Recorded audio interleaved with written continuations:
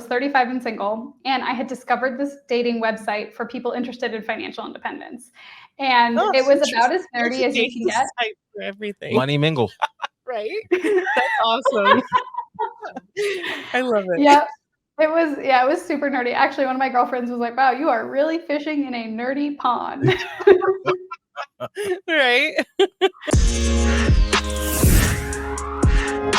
And welcome back to Riley Black Project with Crystal and John. Hi. A little off today. Yeah, and I'm sick. Yeah. So bear with me. So we got fancy new shirts. We do. We tried so previously when we've done the merch, I've done like pre-orders and then bought some extra. Right. And that's great, but it's a lot of money up front. It's like $700 to $1,000 depending on how much the pre-orders are, and then hoping you get enough of the extra sizes that people don't join in the pre-order for. So now we're just going to use a print on demand service. We're testing out Printify. I thought it was Printful. Yep, that's it. She does it. I know, and my brain is Printful. yeah. Well, maybe I'm wrong. I'm not all here. But anyway, so basically we upload our designs. We will test them first. We'll order a sample and make sure we like them. And then we'll put them up there for you guys to order. And then that way we don't have to have any extra sizes and stuff on hand, but then you get to get our merch more choices and represent. Yeah. And then hopefully we'll move into sayings. Yes. From real life money. Mm-hmm. We have that one doesn't apply to this guest, but it kind of does. It's pretty funny. Real life money? Real life money lady. Yeah. The real life money. And then you don't know what you don't know. Yeah. And then the BCBs. Yeah. For sure. Yeah. So we'll move into that. I tried to test the real life money one as one of our samples. Right. But I couldn't get that design quite perfect. Yeah. So, and I got to give it its justice, because that was a good one. That was a good moment. So who we got? Today's guest. Yeah. It's going to be a very good conversation. It first is. Off, because we did a pre. We did a pre-conversation, and that could have been its own show. Right. We should have been recording. We probably should have, but we weren't, of course. But we were so excited to get to our interview. Because there's so much good. We knew there was so much good information. Yeah. That we forgot a couple of things. We did. Couple of very important things. So this show is brought to you by Monarch Pine. Wonderful Katie has given all of our listeners 10% off with code Riley Black on her website, her Etsy, which is monarchpine.etsy.com. So thank you for that, Katie. And then we forgot somebody. Week. So last week when I pulled the current active patrons, I missed somebody accidentally. So she gets a personal shout out, and that's Christy C.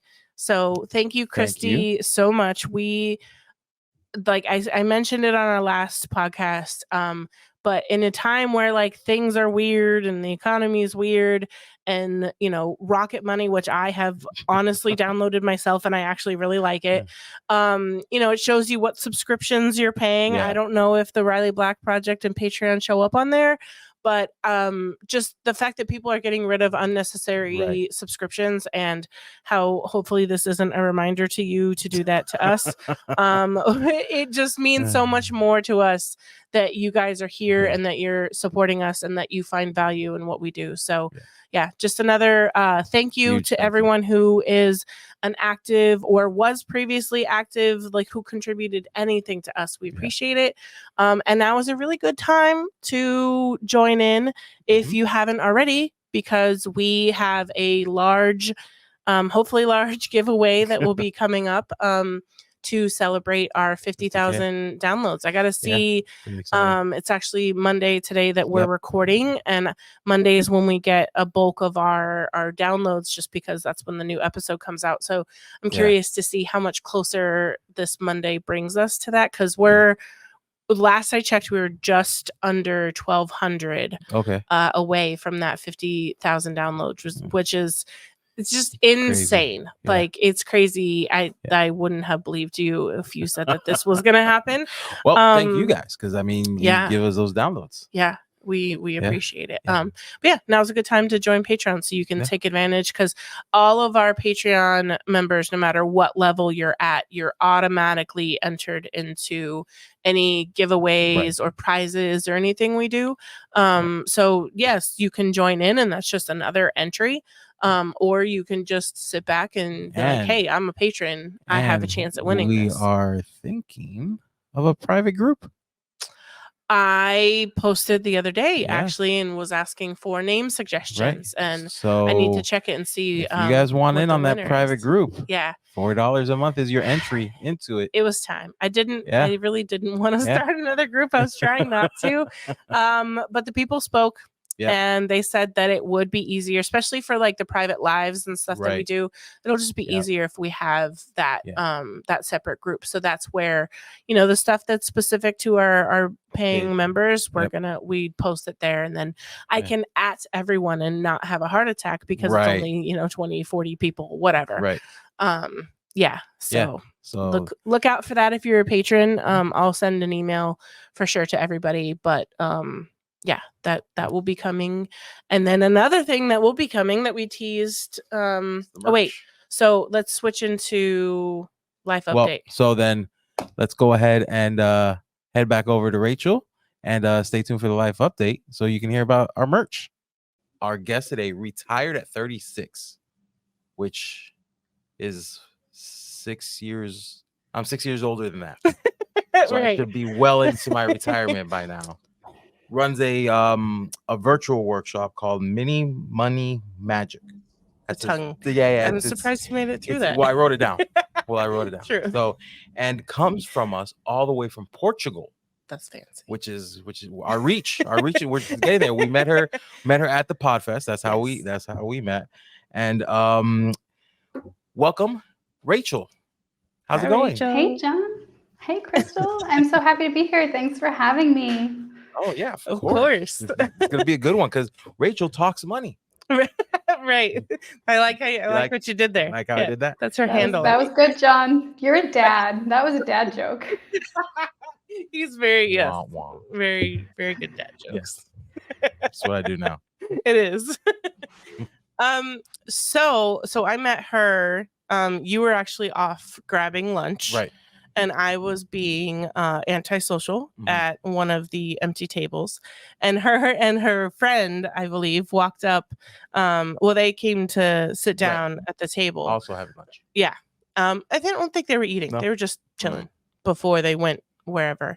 And then we just started talking, and we headed off with them. And I was like, you'd be a good guest to have on the podcast. And thankfully, she followed up, because I still haven't followed up with anybody.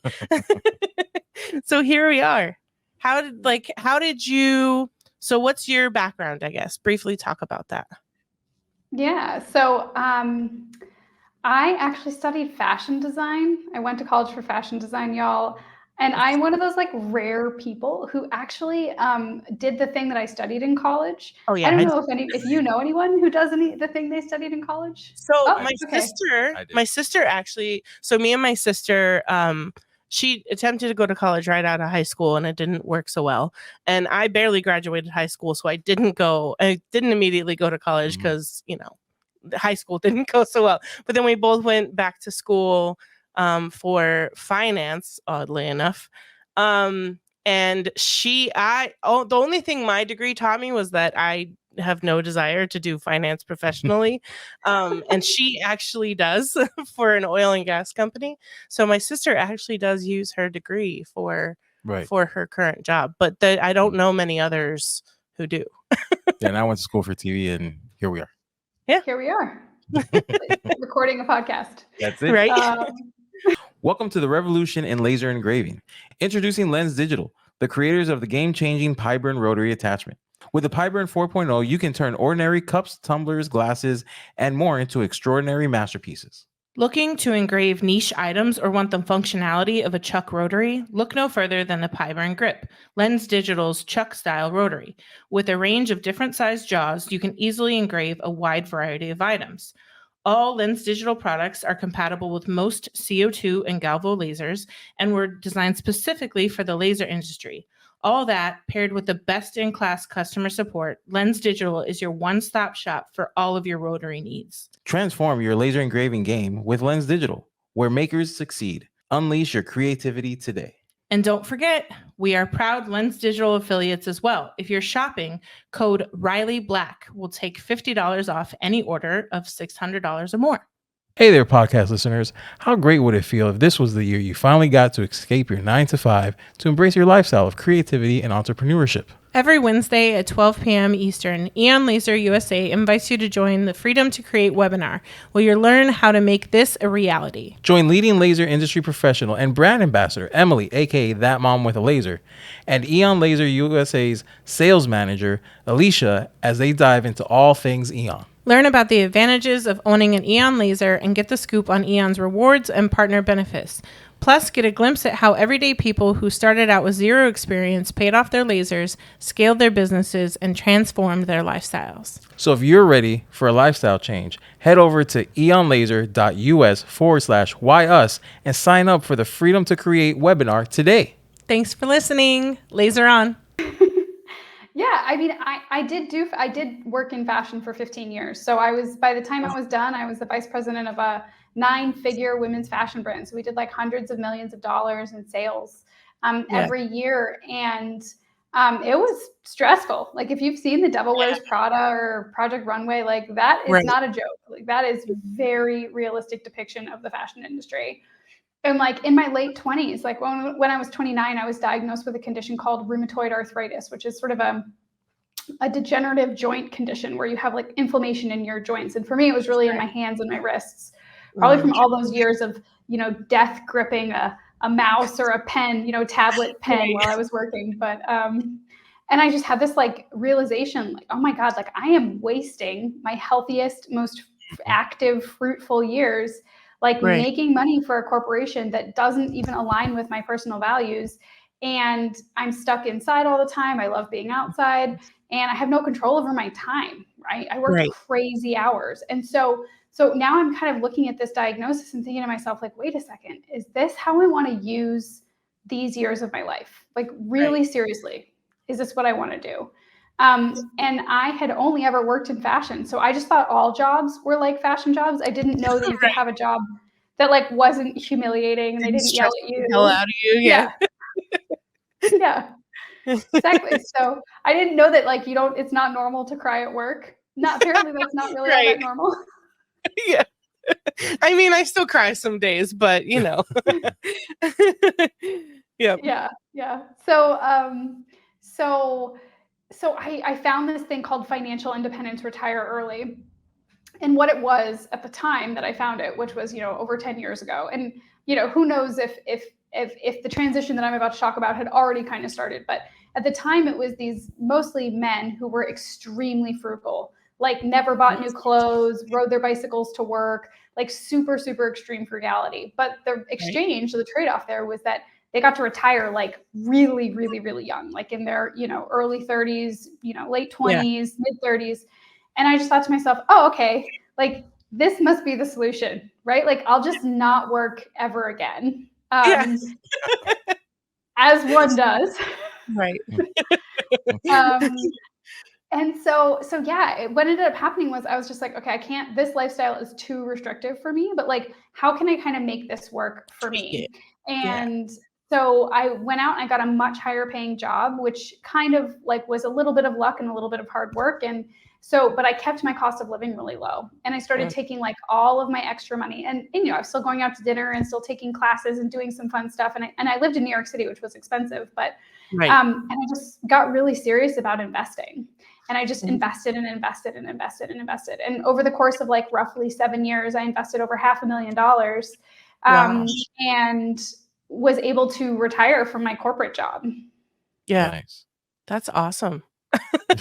When we were talking about like a time to meet, I was letting her know like we typically record on like Tuesdays at noon and blah blah blah. And she was like, she said something about her being 5 hours later and I'm always used to people being earlier because we're East Coast. Right. Yeah. So if they're like, local to our country, they're, either our time or a little bit earlier. Right. And I was like, 5 hours later, I was like, where are you?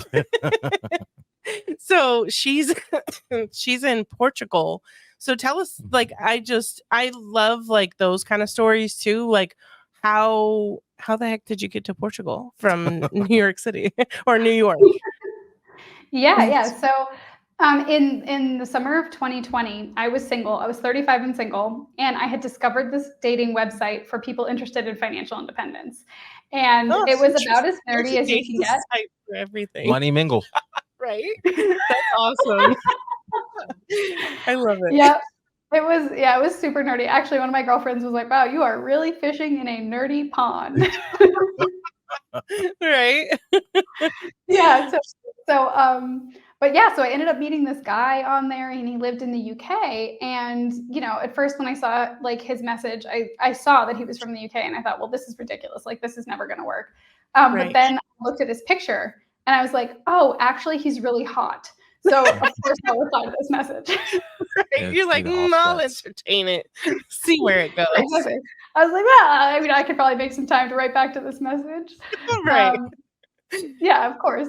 So we ended up like immediately being pretty enamored with each other and spending all of our time FaceTiming. And we went on our first date to Barbados because it was the pandemic and we couldn't get into each other's countries. And it was like all very romantic. And our first date was like 3 weeks long.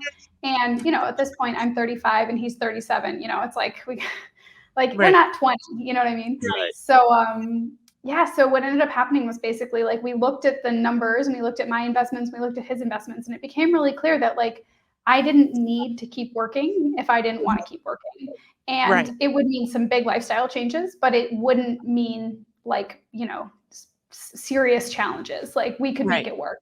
And so I just left New York basically, and I was a digital nomad for a couple of years. And all along we had been following this family on YouTube, and their YouTube channel is called Our Rich Journey. And they moved to Portugal. And part of the benefits of moving to Portugal for me is that the cost of living is significantly lower than it was in New York City. And there's some big tax advantages to living here. Not almost anywhere though. New York's pretty expensive. I mean, it's too hard to be cheaper, but yes, definitely an added bonus for sure.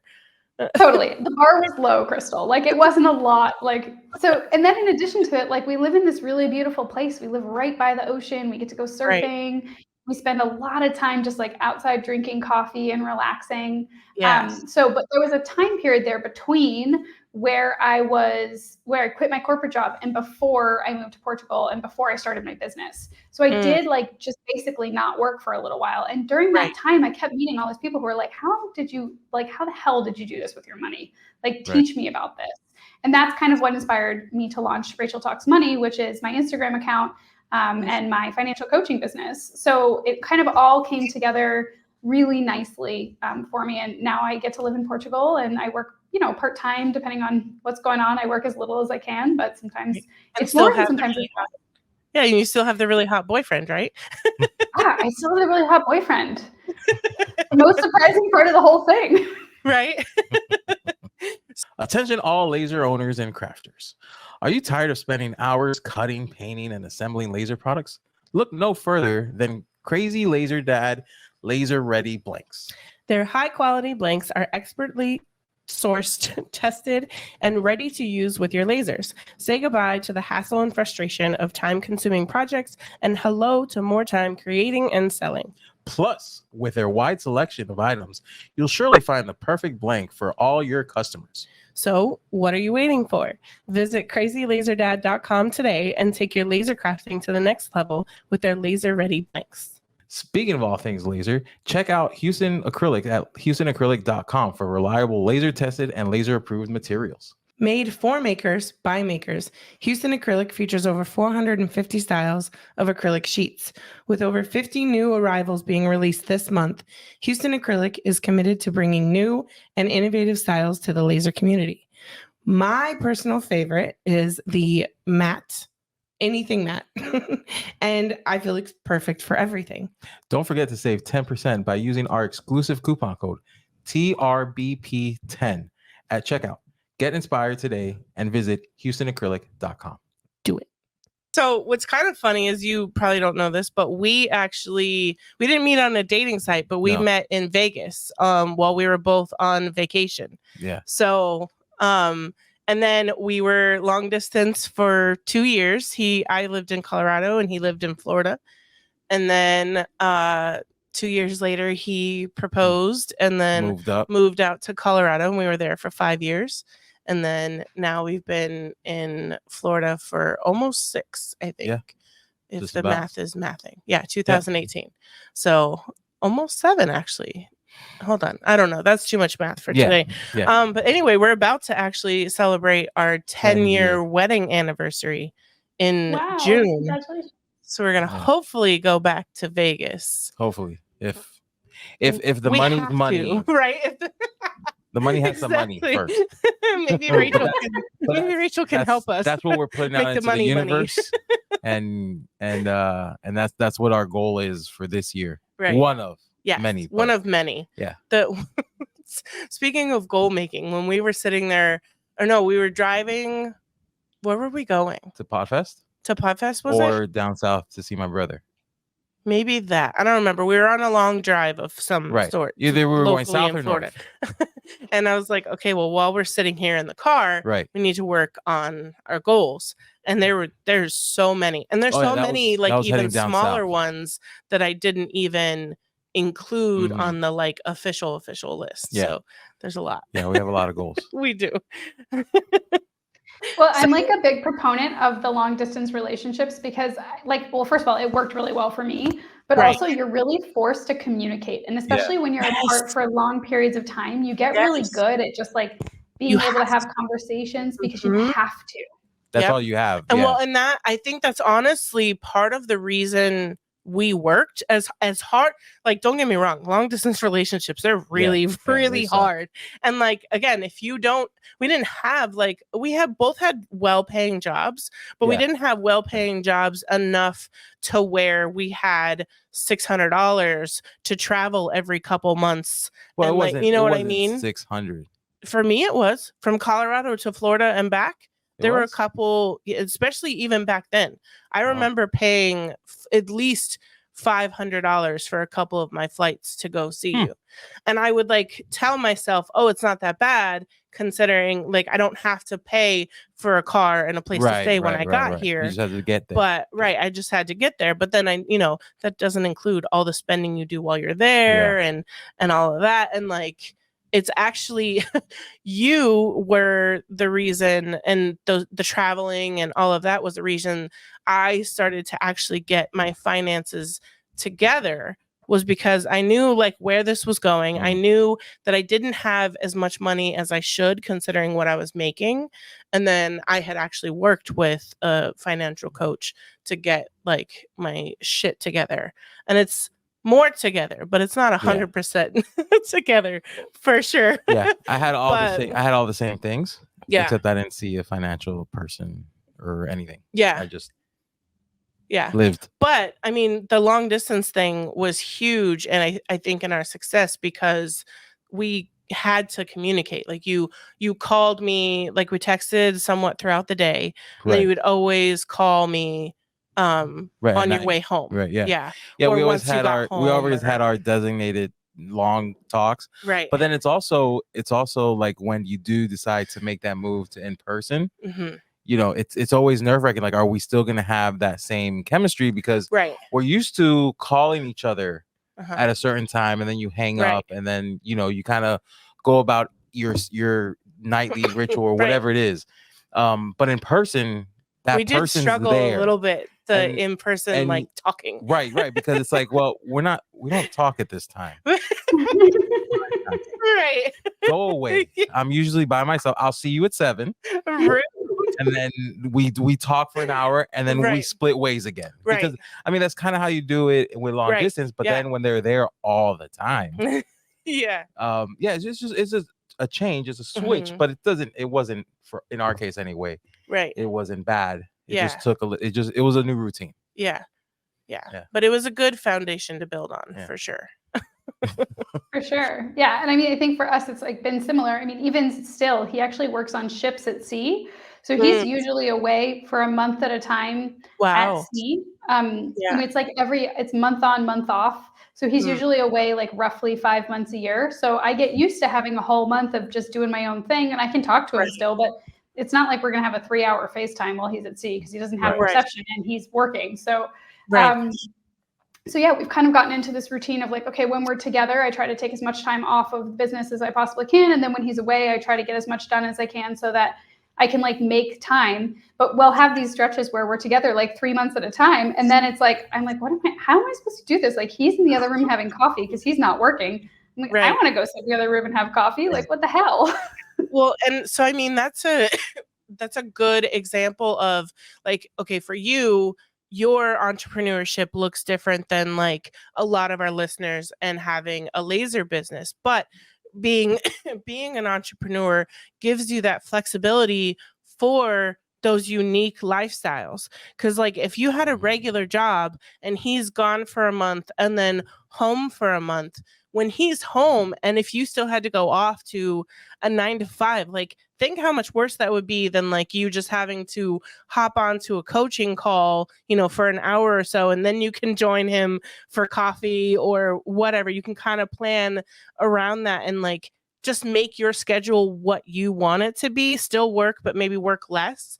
That's one of the huge positives to doing so, because there's the days where like it really really sucks and like Right. there's the ebb and flow. And like one I shared the other day that I got a lot of feedback on, I was just sharing someone else's meme, but it was entrepreneurship is making 3,000 one week and 300 the next, and not knowing how like the next week is Right. going to go. But then with that ebb and flow comes the flexibility to have a lifestyle that allows for more flexibility that you won't get from, especially from like a crazy, fashion designing job or whatever.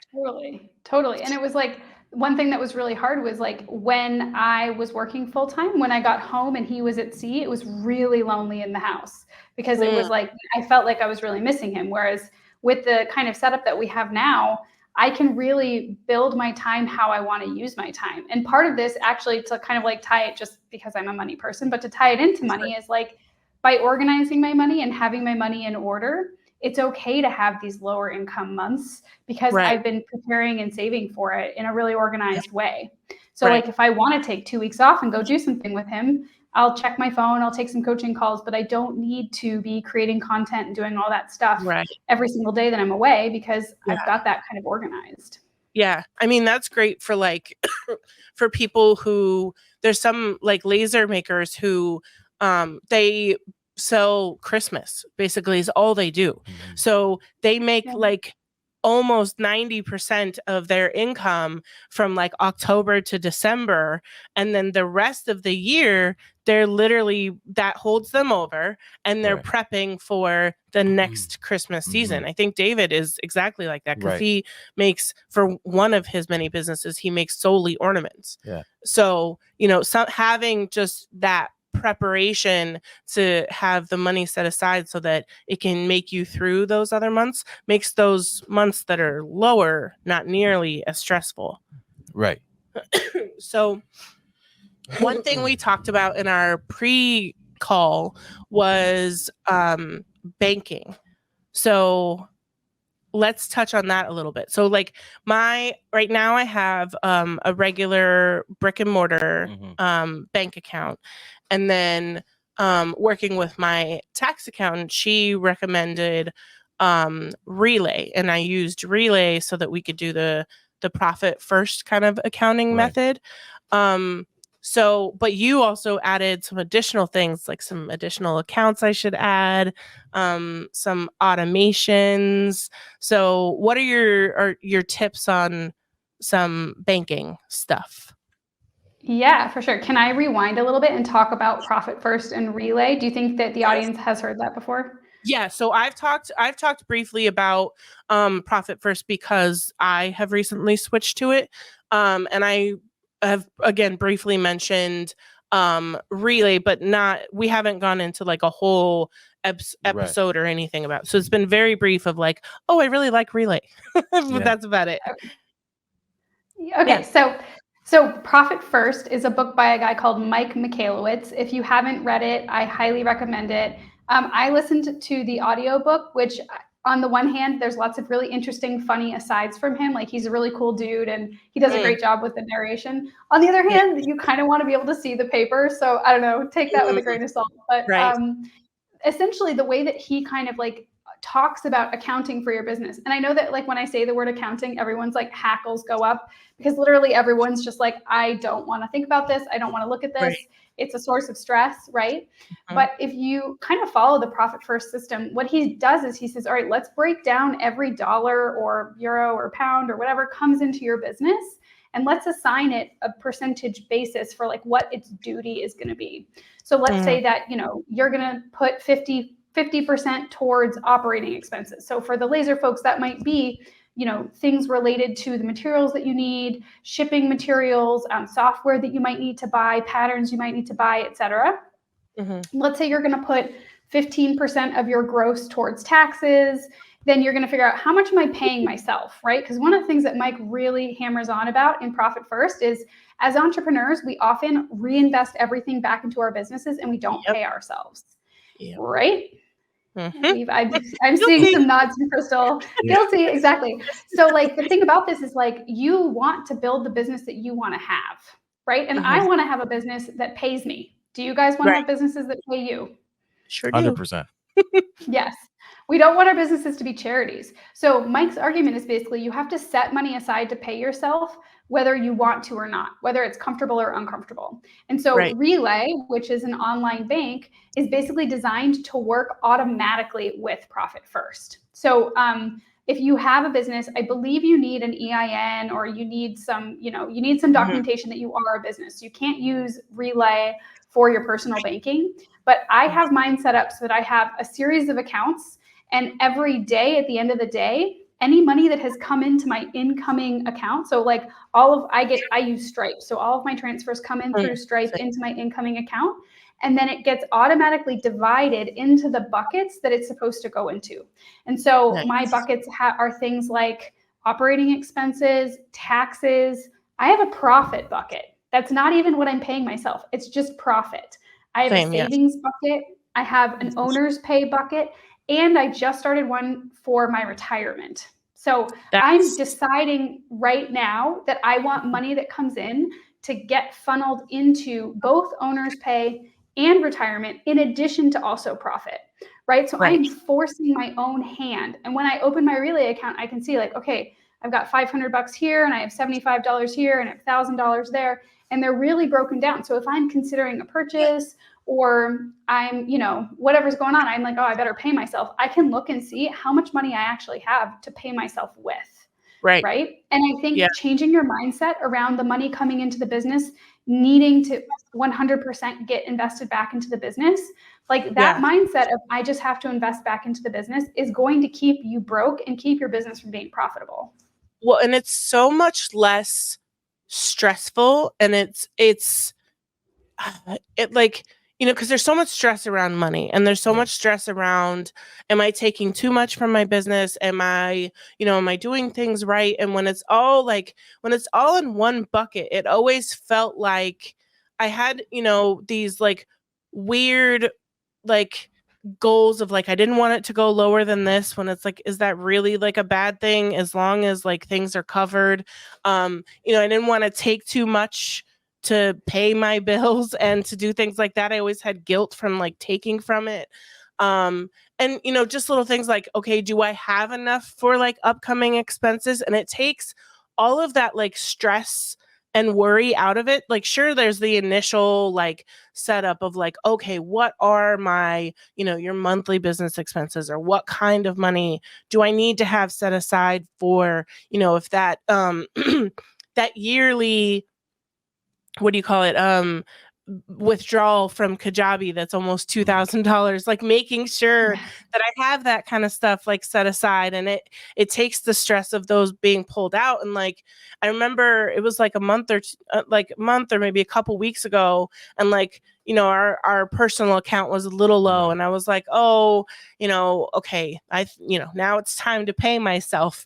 And when I went in to Relay, and I had a couple $1,000s in my owner's compensation account, and I could take 500 to 1,000 without feeling guilty about paying myself. Right, because that's what it's for. Right. That's what and I know, because I have a taxes account that I'm not taking for my taxes. Right. Because I have, the profit account, and I have, the other accounts. I knew I wasn't me taking that $500. I'm not taking it from somewhere else in my business. Right. I'm taking it from where I should be taking it. And yes, I should be paying myself. Right. So it makes all of that like so much easier and so much less stressful once you do that. And especially, again, I haven't set up the automation yet because we're pretty new, just like we've only had like 1 or 2 meetings with the Profit First. So and now she's crazy busy in the like tax time. Yep. But like setting up the automatic like percentages and stuff, I think will be huge. And one you brought up was the retirement. I don't have that one yet. I have like a small like retirement from my 12 years that I was at a corporate job, but I know that that's like not nearly enough for when the day comes, and I need to be saving for that. And sure, the amount of money I probably should be putting in there is what is a lot, and would probably hurt to hear how much, but I'm putting in 0 now. Right. So even if I put in $20, that's $20 more than was there last week, last month, whatever. And so just starting that habit is most important. It's starting to habit because you could always grow from there. Right. Just because you're contributing 20 now doesn't mean you're going to be contributing 20 at the end of the year. Right. Because hopefully we grow and we see where our money's going, and it's like, oh, I need to like make a little bit more. It kind of gives you an idea of how much more you really need to be making, right, to get to whatever your goals are. Yeah. And I think that when it comes to pricing, actually, and of course, I'm going to be fully transparent that the laser industry is not my area of expertise, but when it comes to pricing, there's 2 things that we always forget to include in the price. And number 1 is our time, right? And it's not just your time actually making the pieces. It's your time designing the piece, your time packing and shipping, your time ordering materials, troubleshooting, customer service. The shipping was my first realization in my business that I wasn't paying enough. So like the kind of like people's negative connotation to paying shipping prices like kind of affected my business for a while, because when you're new to business, you don't know how much something is going to take to ship. Like when I sent my first big sign, I had 0 clue about how much it was going to cost me. And I highly underestimated the amount of time it was going to take for me to ship it so that it doesn't break when in shipping. And I had to YouTube how to make a custom box, because there was no box that fit the sign that I had made. And then making that custom box took me almost, I think, 2 hours. And then so like if I would have charged her what shipping just cost me, $50, I think it was $50 or $60 in shipping. And that was just from UPS. That wasn't like, trying to find the box, find a way to the ship actual it box, breaking it. the time that, the 2 hours, like what if I'm paying myself minimal $25 an hour, I've just lost $50+ in my time. And then now, like, did I even make a profit on the sign because of shipping? So shipping and pricing is it's one of the hardest things about our business as far as like laser goes, but shipping is a huge one, and that's why you switch to keychains. Right. Like big sign shit? No, I'm out. No physical product. And this is like a huge problem across the board with lots of entrepreneurs, is that they underprice their own time in all parts of the process, right? Because nobody's paying you while you're doing your bookkeeping. No one's paying you while you're paying your taxes, right? So like you have to kind of factor all of that in to your product. So that's part number one. And part number two is your retirement, right? So like if you had a corporate job still, Crystal, you would be putting in like, let's say 4 or 5 or 6% into your retirement accounts. And if you're lucky, they're going to be matching your 4 or 5 or 6%. So you're going to be getting 8 to 12% of your income, but it's only costing you 4 to 6%. And it's automatically going in there out of sight, out of mind, right? Don't even have to think about it. And so like these are things that we are not as entrepreneurs factoring in. And that is because we are forgetting that our businesses are their own basically like organism, right? And we are part of that like beast, right? And we have to pay ourselves for our time from the business, right? And so while it's really uncomfortable, and I think also for sort of newer entrepreneurs who feel uncomfortable charging the prices that they would have to charge to pay themselves, it becomes something where the beast grows out of control, and then you have to raise your prices, and you've got this customer base that's like uncomfortable with the price point now, right? Because it used to be so much more affordable. And so I would like encourage you as an entrepreneur to just make sure even out of the gate that you are thinking about that, you know, retirement. And I know this number is going to scare all of the audience, but like the kind of advice here is that you should be saving and investing like roughly 15% of your income for retirement, your pre-tax income, right? And so it's like, where the heck is that coming from in most businesses? And the answer for most folks is operating expenses. Like how many expenses do we have that we can't even remember? Like when I've been going through and preparing for my taxes, right? Have you guys been working on your taxes? Yeah, and I'm like looking at these charges and I'm like, what was this? I was like, what did I pay $87 for? And then you look back and you're like, oh yeah, it was a course I bought that I never even opened, right? So it's like the operating expenses and Mike talks about this a lot in Profit First, is by really honing in on like how we're using this money that comes into the business so that we can prioritize the things that we want the business to really support, which would be our lifestyle, right? So in order for the business to be a good lifestyle where you're not like working 14 hours a day and taking home, you know, $7.18 at the end of the day, you really have to factor for these things. And so the combination of like Profit First accounting and Relay banking is like one of the best ways I think for, and you know, some entrepreneurs will say, oh, I'm such a small, you know, I'm just getting started. I just got my laser, or I just quit my job. Girls, start now. Do not wait until your business is bigger, because it only becomes a more difficult beast to tame if you wait. If I would have done it in the beginning, I think it would have helped me immensely, because it would have, I don't know, every dollar I would have felt like had a purpose. Because I remember like the first year paying taxes, it was so stressful of like, you know, thankfully, and we were kind of doing our personal finance in the same way of the like growing up, if you got, we were even just talking about this with your mom the other day, growing up, if you got a tax return, you kind of you counted on that tax return of a couple of $1,000s to be like your emergency. It was my emergency fund for the year. And so, or for your like big purchase. Or, oh, I'm going to treat myself to this or treat myself to that. And then when we were talking to your mom the other day, and we're like, you know, honestly, our goal is to break even, or, you know, maybe pay like a little bit.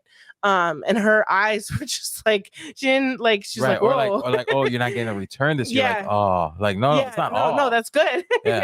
And you know how like the one year we paid like, I think it was like $2.13 or something like that. And I was like, you know, and it kind of sucked on one sense, because I was always used to getting that like couple $1,000s or whatever, that big lump sum. But then it was like, oh wait, I didn't have to pay either. So that was great. And then, but yeah, it was just funny like seeing her response and like trying to explain to her like, okay, if you get a huge refund, that typically means that you paid too much throughout the year, and they got to basically invest and make interest and stuff off of your money instead of you doing that. But had I started in the beginning, because I remember when my account had like $600, and I was like, oh my. And then like, you know, when I first started out, but then like I had like a you know, big commission, a big sign or a big project. And it was like, oh, okay, well now I have to go spend, you know, $100 on materials and this and that. And having more of a clear picture of knowing like, okay, yes, I just got paid for that job, but did Right. I set aside money to pay those taxes on that income? Did I, do I set aside money for the next project to be able to buy those materials and that kind of stuff? I think it would have made it so much less stressful of like, where can it tells you where you can spend your money, Right. which is huge. Yeah, and I think people have this misconception that like budgets are all about restricting how much you use your money, because really profit first is just a budget for your business, right? And I want to like reframe that idea that it's a restriction on how much you can spend and just be like, it's permission to spend, right? So like if you make $1,000 and you know that you have 40% of that money is going to your operating expenses, cool. You just got $400 that you can put towards your next 3 commissions, right? And those are covered, which means when you get paid for those, actually all of that money is just getting, you'll be able to either reinvest back in the business.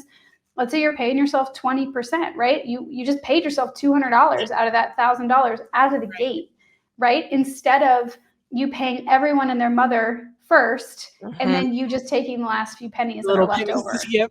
Right. Right. And so it's like a really freeing feeling to just be able to like open your, look, I use the app mainly for Relay, although I do use it on my computer too, but just like open it up and be like, okay, cool. I have $2,000 in my owner's compensation account and I have $1,500 in my retirement compensation. Like I better move that retirement money over to my Roth IRA or whatever so that I can get it invested, and it's really like, it changes your perspective about also for me, at least, my feelings about my business. Like I actually am happier with my business now that I'm organized with my finances. And it's the same in your personal life, right? Like I think we all think that building a budget is going to feel terrible and we're going to feel guilty every time we go to Starbucks or Dunkin' Donuts or McDonald's or whatever. But actually, as soon as you get like a hang of your finances, it starts to feel really good, because then you can go without having to feel guilty about it later and without like avoiding looking at your bank account or avoiding looking at your credit card bills. For sure. Yeah, I will say when we had we lived in Colorado and you were still working with the I don't Financial know, coach. the coaching. We always walked in like nervous as to what she was gonna. We're gonna like, get in trouble. It's like, all right, we gotta go give mom our report card, right? But then you walk out of there with like, oh, we weren't in that bad of a situation, like and then like you were saying, when you have everything in order, even when you don't, you buy that Starbucks, there's still a little bit of guilt like in the back of your mind, right? And you, even though you're enjoying that expense, a little bit of you has, you're just holding back just a little bit. But once you have things in order and you know how much you can spend, then when this is covered, when you do get it right, it is that much more freeing, because there is no guilt whatsoever. You can enjoy the sushi, the coffee, whatever it without is, the I shouldn't be here. your bottle of your favorite liquor, whatever it is, it's like you're like, well, this is guilt free because this is what it's for. This was set aside. Everything else is covered.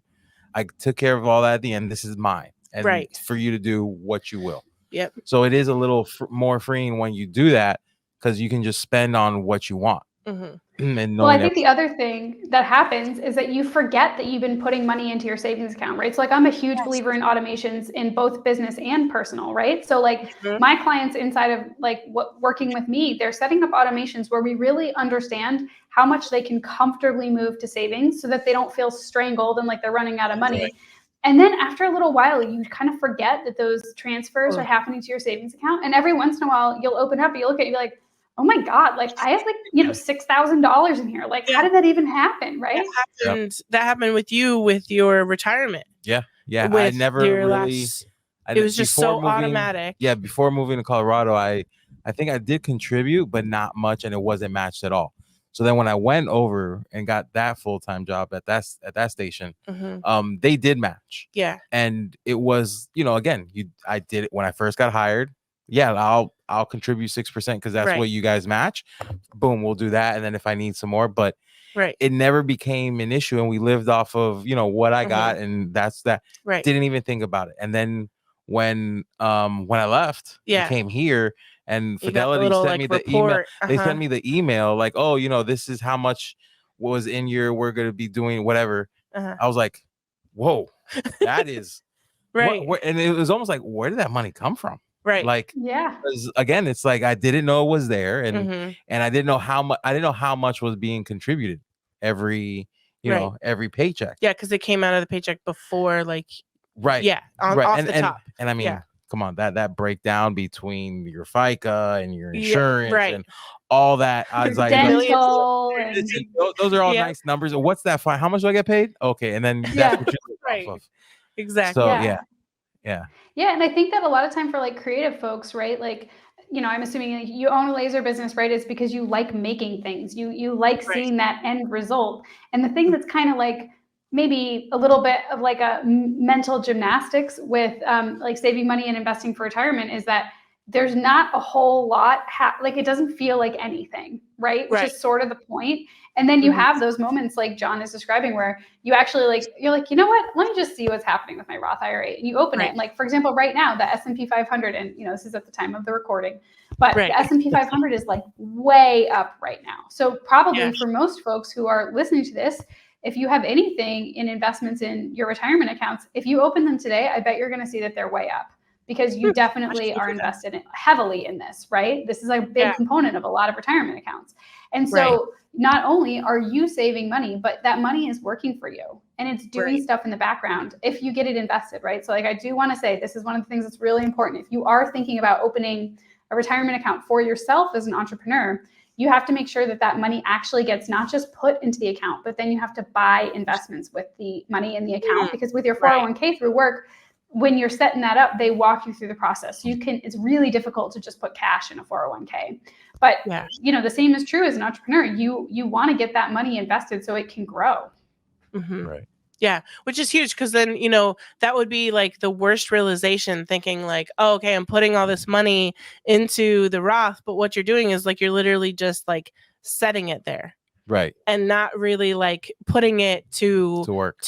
to like to good use to actually like grow for Mhm. you. And the whole purpose of a retirement account, and making it so that it gets bigger, and then it also can help you once that Right. time comes. And we all never really know like when that time comes, and a lot of times for people it doesn't always come like when you plan for it. Like a It lot of never- people, yeah. right? Like, I mean, she kind of got to, but like if for the typical, I guess, I don't know, person, I feel like most of the time it's like, oh, I have to because I'm sick, Right. or so and so sick. Like with your mom Mhm. retired early because her mom Right. was sick. And so like even, working on like investing for her for the money that she got from like, your grandmother's house, because it was never really like part of the discussion, part of the culture to plan for any of that stuff. You kind of just worked until you couldn't work right. anymore. You didn't have a lot of retirement. And the retirement you did have was Social Security. Mhm. And for people our age, it's not something we should or really can count on anymore. Right. Like Well, and it's then- probably not going to be there by the time Right. we And then get in there. my mom's case, it's also the mentality shift, Mhm. because they came from Cuba, where it's a whole completely different, like, you're once you pay your house off, it's yours. Like there's no tax at the end of the year. Right. There's no your property. Yeah, grandfather there's used to hate that. I remember he literally said if I knew I was gonna still have to pay for my house, I would have never left Cuba. Like that's how much Wow. he was He like hated, he didn't understand. Yeah. Because he was so So proud happy, when he right. made that final payment. And I think he understood taxes. It was like because I know I still owe this money, so they charge me because I owe. Right. He can wrap his mind around that. But Yeah. once the house was paid off, Yeah. he's like, no, this is my house now. I finished Right. paying. What do you mean I mean? have to pay? To who? Yeah. And Yeah. folks, I'm not borrowing any money. This is mine now. It's like, Right. no, it's not yours, sir. Right. And he's like, I would have just stayed in Cuba It's for yours, this. but you have to pay. Because yeah. right, because that was like his end goal. Like after this, Right. I can relax. And it's like, what do you mean I can't relax now? Mm-hmm. So yeah, it's on top of that. There was Right. that mindset. So there was no like, Social Security is like here. It wasn't over there. It's not Right. like, there wasn't, I don't even know what like the retirement mindset is over there. I guess it's Right. just you live at home because again, you don't have to pay taxes So on your house. your expenses are a little bit lower, Right, in the and then sense of, and then like medical's free over there. Like like there's Right. because a whole different Right. situation. Yeah. Everything like there aren't the exact same scenarios, expenses Right. as over here after you reach retirement. So I think over there you just retire and you don't live the life that you once lived because you don't work anymore, but you can still live, where here you really can't. You have to have something for retirement or something set up. If not, you're going to be working till you're in your 80s and 90s. Well, and one of the things that I always say to people, and nobody likes to hear this, but the biggest gift you can give your children, for people who have children, I know you two have kids, is to prepare yourself for retirement. Because I have plenty of clients who are already giving their parents money every month, right? And it's like, imagine if you had an additional bill every month that was $1,000 or $1,500 helping your folks out, right? And I'm sure that you'd be, if you're lucky enough to be in a position where you can help your parents and you have a good relationship with them and you're going to do that, you're happy to do it. But you don't want your kids to have that same burden, right? And it's really hard to say, okay, I'm going to take 15 cents of every dollar that I earn and I'm going to invest it in my Roth IRA or my SEP IRA or my solo 401k or whatever it is that, like, as an entrepreneur you have set up. Right. But like, you really have to reframe it, right? Like, I think people also feel like that they're disappointed that they don't get to spend it. It's like, oh, but that's the money I would have gotten to spend to like go out to dinner or whatever. But in reality, you are going to spend it. You're going to just spend it later, you know? And that's like, it's for you. You do get to spend it. It's just for down the line when you're no longer bringing money in. Yeah. I mean, it's funny you mentioned that now that, my dad is actually going to be transferred into a nursing facility soon, in this next like week or so. And the fact, he did end up getting like a settlement from his previous employer due to something. But beyond that, they set themselves up to plan for this day. They had to move from their home into first an independent facility. And when we went to go visit in December, his wife told me, like, oh yeah, that the apartment they moved into, that was just independent living. It was no actual like assistance. The assistance was like, you could order food when you didn't feel like cooking, and like that kind of, you didn't have to take care of the grounds and that kind of stuff. It was $10,000 a month. And like, I don't even know. I don't even know how much the nursing facility is, but I know, like, when we were searching for my grandfather before he passed, it was like $5,000, $6,000, $7,000 a month for these nursing homes that he was gonna move into. And I mean, it makes sense because, again, like, they take care of everything. There's someone there 24/7 to help and that kind of stuff. But like, these are expenses that we aren't planning for, or a lot of people aren't planning for. And the fact that my grandfather had prepared for this, like, he had been paying into a long-term care like insurance or account or something for a long time. And the fact that he took the stress out of when he got sick and when dementia took over, we didn't have to worry about how the heck are we going to pay for this? Are we giving our parents, our grandparents, the care that they need and deserve, like, when that time comes? And like, same thing happened to your mom. She, even if you wanted to put her into the opposite was that my grandmother didn't do that.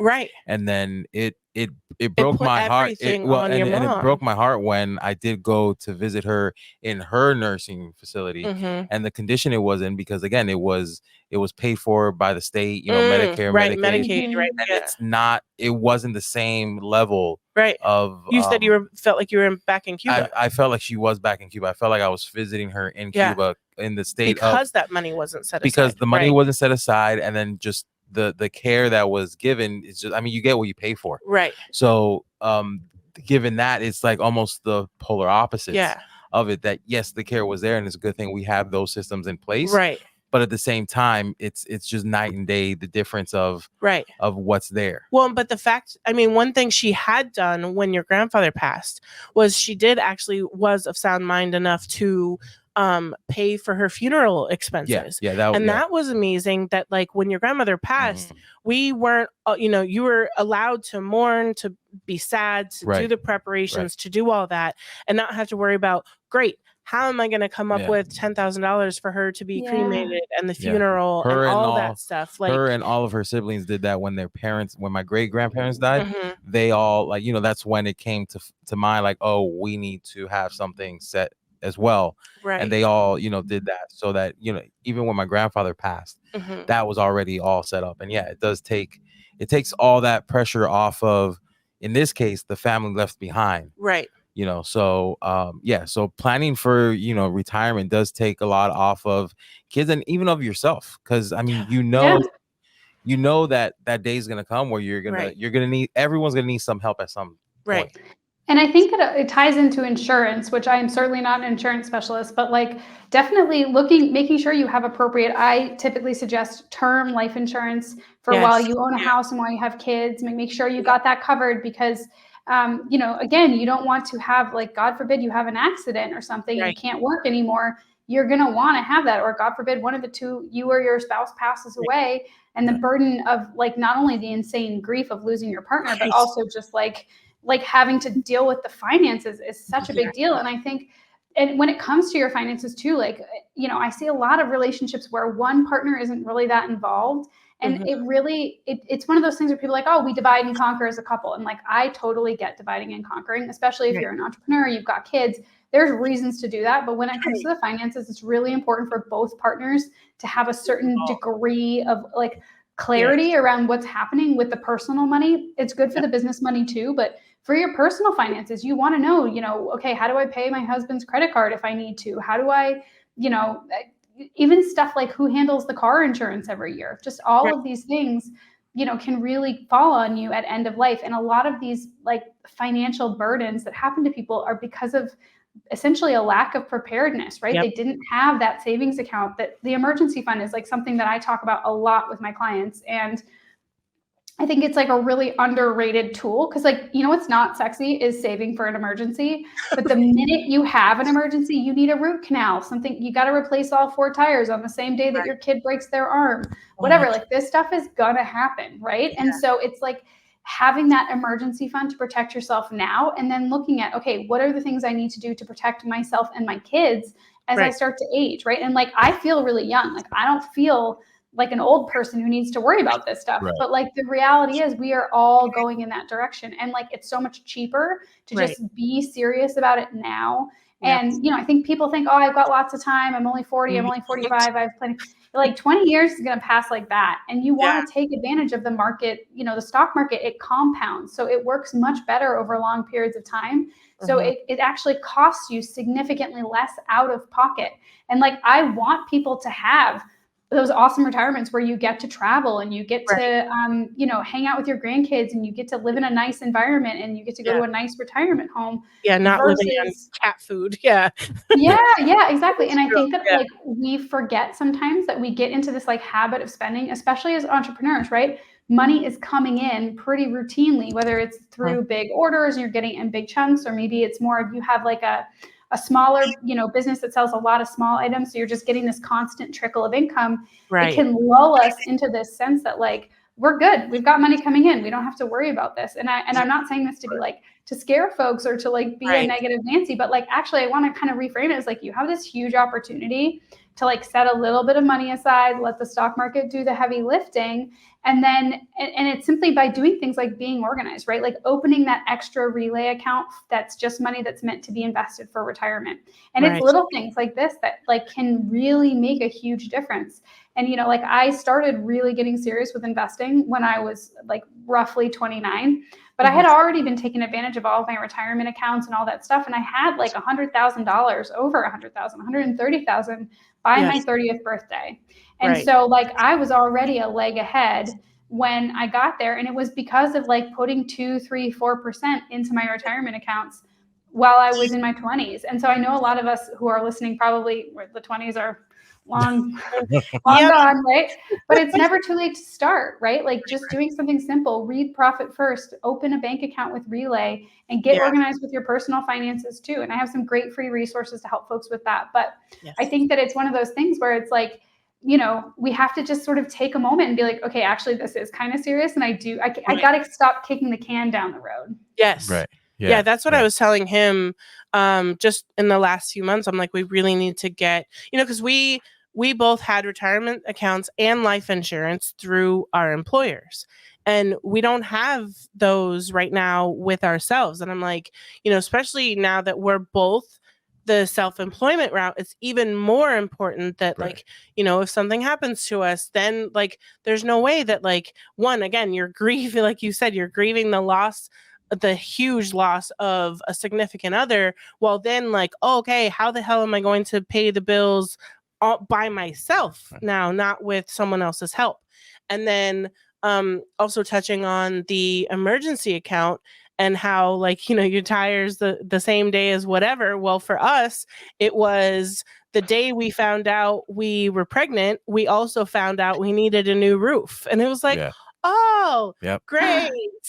Wonderful. So, and we didn't have that like emergency fund set up then, or we had like a little bit, but we definitely didn't have the $6,000 to $20,000 it was going to be to replace our roof, and we had to like reach out for help for that. So just little things like that, like you said, like, yeah, sure, it's not sexy like saving up for that emergency fund, but like just like it is when you need it. It's real sexy when something falls apart and you're like, I don't really want to spend this money on that, but at least I have it. Right. You know what I mean? The other token. You work so hard to save it, and then now you gotta spend it. It's like, well, I guess that's what it's for. But I don't want to. Right. I want to save.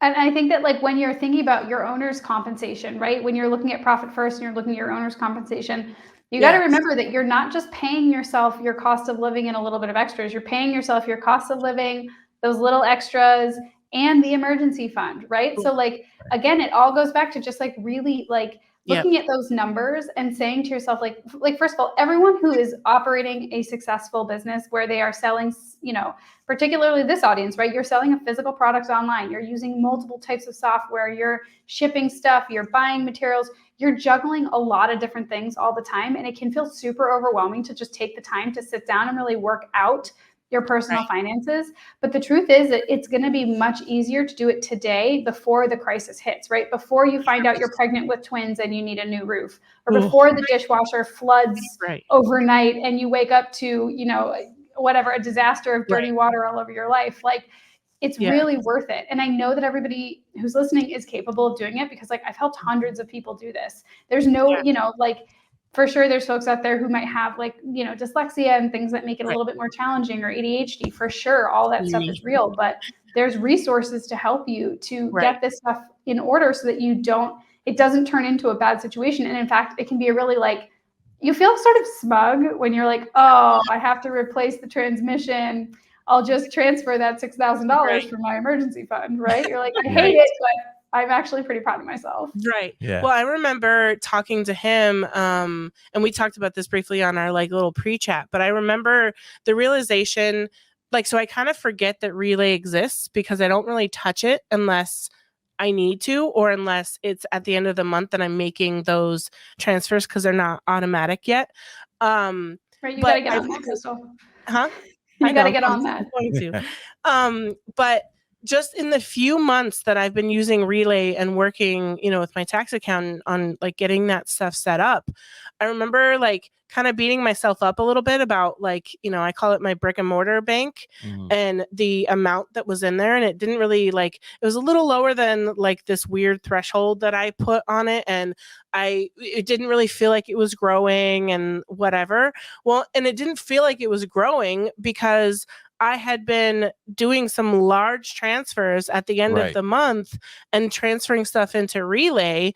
And I was remember being like, oh, there's only this much in my account. Like, it's not really growing.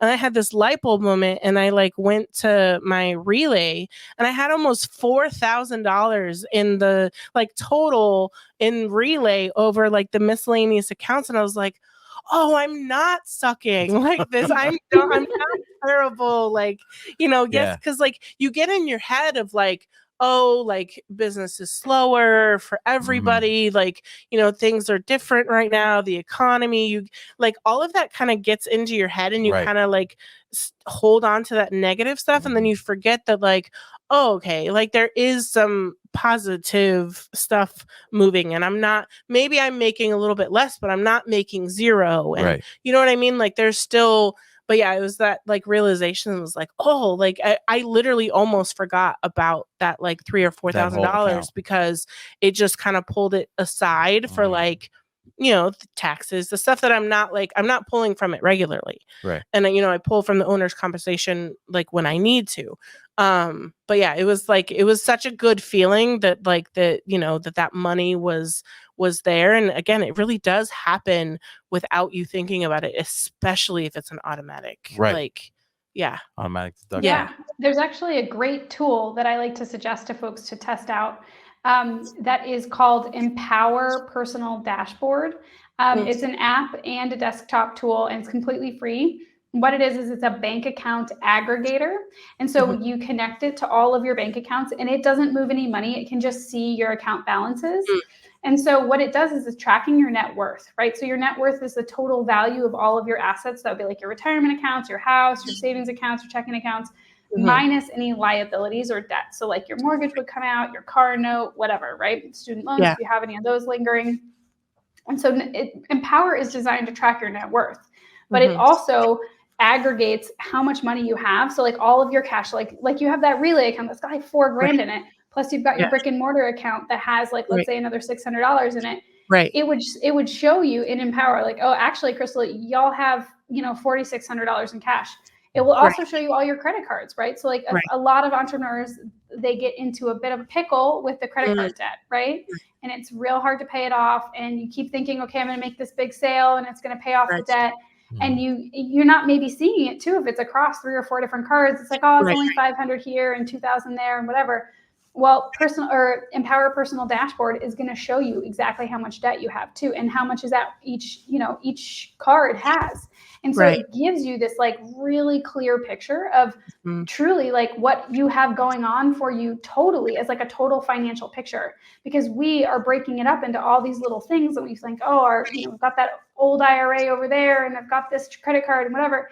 But really like the most important thing is like the total financial package that's, going on between the two of you, really, right? Because it's like you're married. So just having Empower and setting up Empower can be a huge relief for a lot of folks, because part of what stresses folks out about Profit First is having multiple bank accounts, right? It's stressful because you forget about them. Right. So it's a great tool and I highly recommend it. And like, they don't pay me. This is just like, it's an amazing tool and I've been using it for 6 years. So like, it's really good. Yeah. Do you have any other like banking tips that we haven't covered already? Is there anything? Yeah, I think one thing we haven't talked about are high yield savings accounts. Yes. Yes, right. They're exciting. Actually, when you were talking about that tax-free loan that you give to the government when you get a giant tax refund, I was just thinking, if you had, like, let's say you had a high yield savings account, and a high yield savings account is not at a brick and mortar bank. So it's not, you're not going to find it at Bank of America or Wells Fargo, or, your local credit union may or may not have one, but on the internet, there's all these online only banks, and they are banks like Bask, BASK, Ally Bank is another good one, SoFi Bank. And I can send you guys some links for the show notes too. And again, these are not like, I'm not getting paid. I work with these banks a lot. So, and these are banks that will give you a really high interest rate for your emergency fund. And so like, we're talking like 5% plus, which means for every $1,000 you have saved, they're just giving you $50 a year. Wow. Just giving it to you. You don't have to do anything. The money just has to be in the account. Right. And so, and some of these banks, particularly Ally and SoFi, actually allow you to have kind of sub accounts in sort of a similar thing to Profit First, where you kind of earmark your money for different things. So I like to call your emergency fund your oh shit fund, because whenever you have to pay for something, you're like, ah, shit. Okay, I have to pay it. Right? So, so by setting up these sub accounts, which are called sinking funds, you could save money for like, you know, your trip to Vegas, for example. You guys could start putting $100 a week or whatever. You could put, you know, 5%, 10% of like your total income for the week and save it in this high yield savings account and earn all the interest on it. You should probably have one for like car repairs, home repairs. You can have one for healthcare needs. If either of you guys, you know, you guys have kids get sick, like they just need, you know, it happens. So all of these things are available to you inside of a high yield savings account. They're technically not business accounts. So I don't know if you can get a high yield savings for business. There may exist. I just don't know of one off the top of my head. But you could open a personal one and start, you know, saving your oh shit fund and be earning that like 5% return. Like I was working on my taxes today and I was like, oh my God, I made $245 in my Basque bank account, which I opened in the summer. So it's like I did nothing. I opened the account and I put money in there. And it's, you know, $245 just in a matter of months. So that's a lot of money, at least for me, like to do nothing, to just have the account. So that's definitely something I think a lot of people are snoozing on. And I think there's a lot of anxiety around opening new bank accounts. Like I see this a lot with my clients, like people just feel uncomfortable. So like to dispel a couple of rumors. Number one, opening a new checking account or a new savings account does not impact your credit score. So if you're working on your credit score, if you have debt, if you're, you know, kind of on a journey in that way, opening a new bank account is not going to impact your credit score. Number two is only open completely free bank accounts. Don't open those bank accounts that have a $15 monthly fee or have a minimum balance. Yes, you don't have to open those. You could go to a bank like Capital One 360, which Capital One does have some brick and mortar stores, but their 360 accounts have no minimums and no fees. So, you know, you can do some research and see if you know, see things that you like about those companies. I believe SoFi also has a checking account. So you could open your high yield savings account and your checking account at SoFi. I'm a huge believer in even basically profit firsting your personal finances. So like my personal money, and my clients, I do this with my clients. I have them open a dedicated debit card just for their fun money. So, and I say to them, okay, put the money in there and put it in like on a weekly basis with an automatic transfer from your main checking account to, just so you know, like, all right, I've got $150 this week to spend on clothes and Starbucks and sushi and nails and whatever. And if you can't buy it, you know, more money is coming. So it's not, I can't afford this. It's, I can't afford this yet. Or I'm not buying this now. And if it's a bigger purchase, it's more than you're going to pay yourself in a week. You got to exercise a little self-control and let it build up a bit so that you can go out and, you know, buy that new, whatever it is. Like you want to buy a new TV. It might take a little bit of time to save up for it. You could put a sinking fund together in a high yield savings account. So really understanding the American banking system can have a huge impact on your ability to build wealth, because all of us are trying to build wealth, right? That's like really what saving for retirement is. We just don't think about it, especially if we didn't come from families that really talked about money. Like, in a lot of people, money is super taboo, right? Like, very. Right? And it wasn't in my family as well. Like it was like, I don't know, because it was weird. I wonder like how my mom did it, but like she she taught about like the importance of it and the importance of emergency funds and all of that, but there wasn't a lot of like how to do it. And then like I also saw that like she kept a lot of her finance stuff separate from her significant other, and so did my sister. And like you moved, and I don't even know, like when you moved out to Colorado, I don't know when I added you like to the checking account, but we had to do that kind of pretty early on because, you know, you came with some money from taxes. You used your tax money to help you with the move. And that was like your in between while you found a job out there. But I like, in a way I had to like kind of not support you because you had some of your own money, but at the same time, it was like you didn't have any money coming in. And we had to kind of combine stuff early on. And it's kind of weird that like I wanted to, considering like the two examples of like my mom and my sister like kept everything like super, super separate. But just there wasn't a lot of like discussion about how to do it. It was just always like important to do it. Like she would always, you know, with the 401k, she'd always tell me like, oh, Crystal, put in like 6% so that it can match. And like the lessons were there, but like the tools weren't necessarily given. And in my case, there was no understanding of it. So there were, no one could really like teach. They didn't even understand it themselves. Right. You know, my mom didn't understand it. My grandparents didn't understand. Well, so there wasn't that. I mean, one of the first things that we did with your mom when she moved in, it was like literally a couple days into her living here, was what are your expenses? Right. How much money do you have? Yeah. Like what are, you know, because, and then we found out like she ended up like going through a debt consolidation company because she was overwhelmed with credit card debt. And I remember you asking her like, how did you find this company? And she was like, I saw a commercial, and we were like, oh my God. Yeah. But like, she didn't know otherwise, you know, and then and then we also came into this not situation, knowing who to go to for the information. Well, and because there's a lot of shame behind money as well. Yeah. And I'm sure she had a lot of, I could tell when we were talking about it, that there was a lot of, you know, shame for her, because she was like at some points like explaining why she had so much credit card debt, and the fact that like, you know, because she did retire early, she got less, and she was having to like pay the expenses of, you know, your grandmother and herself and like everything. And, you know, the credit cards was how she was probably able to eat and but pay for the homeowner's insurance on the house and all of that stuff. And she didn't know otherwise. And then when she got this money from your grandmother's house, I wanted to make sure that like this, for them, it was life-changing money. It was money that they had never really seen before, especially in one lump sum. I'm like, how do we like do this the right way? Because we all know how quickly that money can go. We've all seen the shows where like, you know, I mean, I forget, I've seen like the crazy statistics, but like how lottery winners literally will like be broke. And all right, got that. I think we got that figured out. Gotta love the internet. Gotta love the internet. It was like a pure panic. Our like screen went black. And it was like,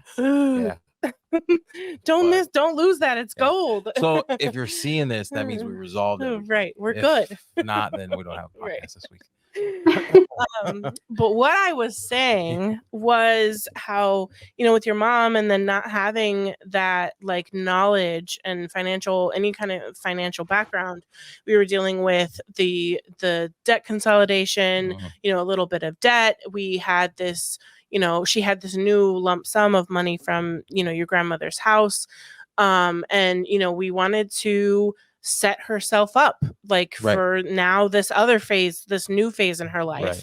And what do we do with the money? How do we make sure that we spend it wisely? What does that look like? You know, paying off her car and like paying off those kind of things. And like, how do we do this? And I like, it was overwhelming because it's like, we knew we wanted to invest, but we didn't know the best way to do it. Like we went to her bank, and you know, the lady at the bank was super nice, and we ended up like settling on like it was like a 7-month or 9-month like CD or something like that. And it was simply because we just didn't know what else to do. I had looked into the high yield savings accounts, and they were so new to me. I didn't know who to go with, which one to go with. And like, you know, I didn't know how to use them. Well, and she was also, they were so new. So she was also way more comfortable going with something the bank that she already knew. Yes. At first. Trying anything new.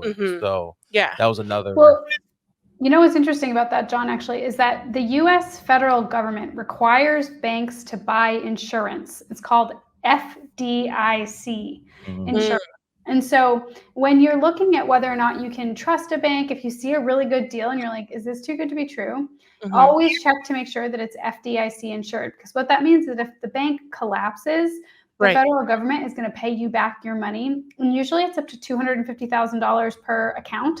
So like you know, not very many of us have $250,000 in one account to worry about, but in the instance of setting up a CD with your bank, that's not a bad idea by any stretch of the imagination. But any brick and mortar bank is going to pay you less interest than an online bank. But online banks are scary. I get it. I totally do. So it's like, and kind of like you were saying, Crystal, like the term for this is financial literacy, right? And a lot of people just don't have it. And it's especially, John, you mentioned your family immigrated from Cuba. There are so many people here who are either coming from parents who didn't learn it from their parents, or they're immigrants themselves, their parents are immigrants, and everyone's just doing the best that they can. And there's a ton of jargon. And truly, I think banks in the financial services industry kind of don't want you to know about it, because they want you to come in and say, hey, I just got this check for $100,000 from selling this house. What should I do with it? Yeah. And then they're going to say, well, here's the thing that's most profitable for us at the bank. And it's not bad for you, but it's really good for us. Right. And that's not to say that that's what happened with the CD that you guys got. Probably a good CD. But just saying that, like, in general, like, it's actually kind of, unfortunately, like, on us as adults to get this information, to get this knowledge. And for folks who, who are listening, they're probably entrepreneurs, right? They may or may not have access to some of these retirement accounts, but if your spouse or your partner does, it's so important to know what those are and to have a little bit of understanding about those accounts. And I understand that it's overwhelming and scary. You open, you Google, like, okay, what is a Roth IRA, right? We've talked about it a bunch of times on the show. You're going to Google it and you're going to watch like 6 YouTube videos and you're going to end up in a rabbit hole about crypto, and then you're not going to open the Roth IRA. Well, that's right. With the high yield savings, I follow enough financial people, because like we've been like on this journey to like have better finances and to have the money work for us and not, against us and all that stuff. And so I'd heard about them, but I still didn't know enough about them, to really like pull the trigger on one. And like I Googled it, and then I was immediately overwhelmed, and I was like, cool, a CD is where we're going to go, because that's what feels most comfortable and less scary right now. And that's okay too, because I mean, her money is still growing in that CD, and it's money that she doesn't need right now. And then now we'll have the time to look into high yield savings. And then, maybe we do something, in addition to the CD or whatever, but taking the like scariness out of it is honestly just what's most important. Because, when we get overwhelmed, we're just like, not going to deal with that. And you just don't do it at all. Well, and also too, with our audience in mind, there's so many other things that should be done, that need to be done, that need to be taken care of, that it's hard to budget out time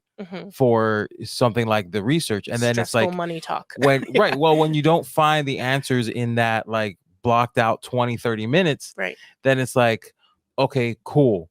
And then you go on to do something else. When you come back, you have to start all over again, because you forgot what you researched the first time.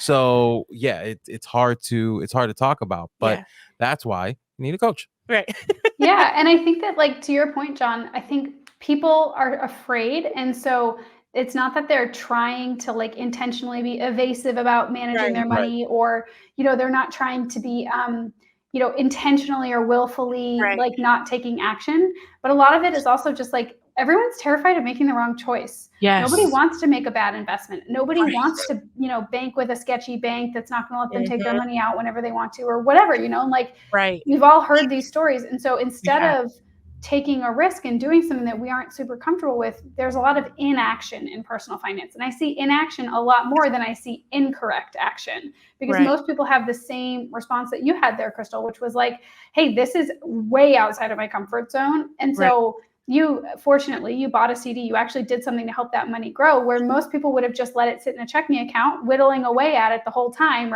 spending it down without really thinking about it. And I think, that's one of the reasons why, like, I even started this business, was not just for the high level investing concepts, but even just like the day-to-day use of money and getting comfortable with the banking system and getting comfortable with understanding that, like, you deserve to have this information, and you deserve to have the power that comes along with the information, and being empowered to actually make a friggin' decision, because that's what it is we're just like, oh God, I finished my coffee, this isn't done, I gotta, get those orders out, I gotta pick the kids up at school, I gotta do everything under the sun. It's literally how it goes. It's literally how it goes, and it's never the priority. And I think that, and that's how we end up letting we say, okay, we're going to get that IRA opened this year. And then 4 years pass and we still haven't opened the IRA, right? And it's not ignorance, it's not stupidity, it's not laziness. People are so ashamed because they're assigning these, emotions to the fact that they failed to open the IRA. But it's like, probably you Googled it and you gave it like the old college try, and then you were like, cool. Well, that was too much. I am going to table this for later. Right. Yeah. And then later never comes. Yeah. Right. So because so many other things. Yeah. So I feel like we could literally talk about this stuff forever. So what we're gonna do is I'll maybe put like a poll or some kind of discussion in our group and just see like what do people want to talk about when it comes to money, either specifically business or personal, because yes, this is like more of like a business podcast, but when I set this up, I wanted to make sure that we also had like the freedom to talk about life as well. And this affects our personal finances and personal life is just as much, if not more, with our business, because it's all tied together for us, as opposed to a lot of people where it can kind of be a little bit separate. It all gets muddled together. But I want to make sure that we tell people where they can find you. And think you were going to offer a freebie. We forgot to talk about how that was going to go. But so where can people find you if they want, to get more information or just, follow along for some tips and stuff? Yeah, so I'm super active on Instagram and TikTok, but primarily Instagram. Okay. So my handle is Rachel, RACHEL _talks money. You will see my face featured prominently. So if you did watch the video version of this podcast, you will recognize me. And yeah, I have a great free resource that I would be happy for anyone in your audience to have. I will send you guys a link to get people set up to download it, but it's essentially just sort of a little bit of an opportunity for you to sit down and like do a little forensic accounting and just see where your money went in a 30-day period. And I know that doesn't sound very sexy, but I promise you it will be eye-opening and it will give you a lot of information. Like really all we're looking for here is some judgment-free observations about, okay, how are we using our finances? And you could do this for your business or you could do it for yourself. How are we using it? And are we comfortable with that, right? Like, do we feel okay when we look at this? If we don't feel cool with it, what are some steps that we can start to take to really change these things? And I think this tool is super useful. I get such great feedback about it. So I would love to offer it for you guys to share with your audience. And if you guys have questions too, and you want to connect with me, shoot me a DM on Instagram. I am pretty good about checking my DMs. So, and also you can check out my TikTok as well. I post usually different videos actually on TikTok. So if you are much more of a TikTok video person, you can check that out. And you're also welcome to DM me on TikTok as well. I try to pay attention to both platforms. Cool. And is your TikTok handle the same as Instagram? Yep, it's at Rachel _talks money.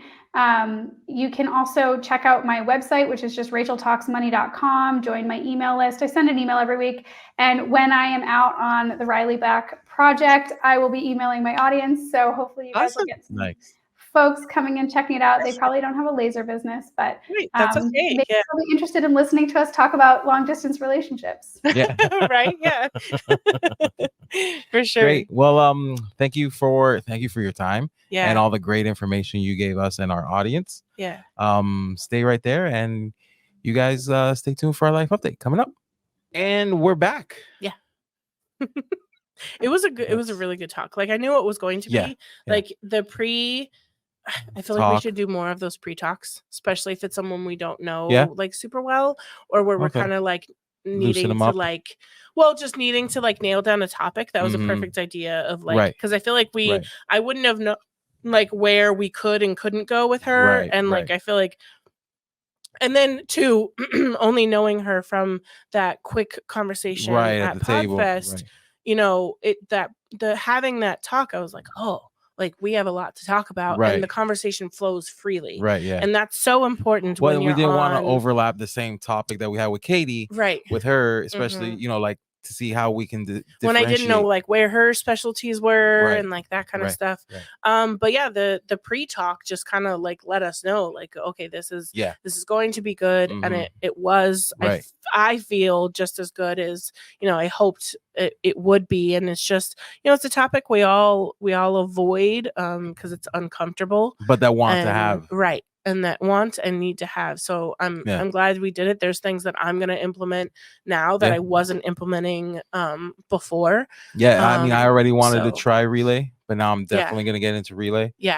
More so for the automatic like placement of it. Same. And I mean, I might just leave the brick and mortar and just stay with Relay. Really? Yeah, I think so, because I mean, there's nothing. I'll have to look to see what Relay like has, like as far as, you know, obviously like debit cards and well, and then I think like you know, the pulling out cash would be the difficult part if you ever needed to do that, or depositing checks. I'm not sure how that works in there. So but yeah, definitely worth looking into. I just didn't want to initially because I had literally just switched banks, and I went through all of that like annoyance of changing your bank account on everything. Well, and you all have the all automatic those subscriptions and everything. I don't. True. So it's a little easier for me to just make the switch over. But and there's that no minimum, like she said, like finding a bank that doesn't have a. But you did have a good point with as far as like depositing checks and stuff. So maybe I'll just let $500 sit there so I don't have to pay for it, but make everything else. But like then it goes into the other part of like having the $500 that sits there. If it's just going to sit there, it's not growing. And even though it's not, sure, it's not a ton of money, but if it could be gaining any percent of interest, well, I'll see what Relay has to offer. It doesn't. But I really love it. And I personally have just been using it for a couple months, and I really like it. So, I highly recommend it. And then, what else? Merch. So as I kind of talked about a little bit briefly, but we really wanted to get into the. Interview. So if you've purchased our merch before, my favorite shirts are the next level suede version. Like that's, you know, and those they're super, super soft and super comfortable. But that wasn't an option on Printful, unfortunately. They had like another next level brand, but it was like fitted. And I didn't think a lot of our listeners, I personally don't want like fitted. So we tried the Gildan soft style. That's what this one is. And then yours for your Riley Black Media shirts, those are Bella Canvas, which, you know, that's a name a lot of people know. Gildan is too, but it tends to kind of be like, I don't know. For me, it was like the cheaper connotation, but these are a little bit more expensive because they're like the soft style. They're not just the like, you know, bottom tier Gildan cheap shirts. But those are like, I think even for just the base price, they're $6 more.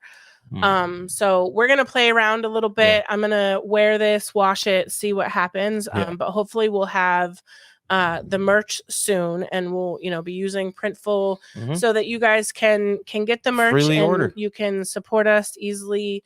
But then we don't have to have the space for the inventory and all the. Well, then you don't have to wait for us to re-up on our inventory and this and that. It's like, you want a shirt, you can get it right away.